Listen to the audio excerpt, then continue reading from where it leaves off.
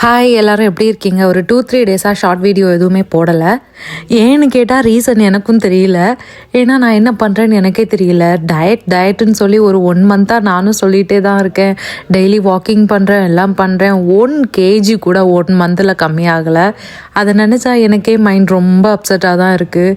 எதுக்குடா இவ்வளோ கஷ்டப்பட்டும் எதுவுமே நடக்கலையே அப்படின்னு சொல்லி தோணுது. ஏன்னு தெரியல, சில டைமில் ரொம்ப ஹாப்பியாக ஃபீல் பண்ணுறேன், சில டைமில் ரொம்ப சேடாக ஃபீல் பண்ணுறேன்.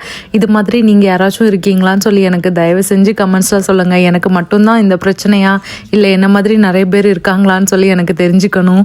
இன்றைக்கி நான் பெட்டர் ஆகிட்டேன், அதனால தான் வீடியோஸ் எல்லாம் ஷூட் பண்ணேன்.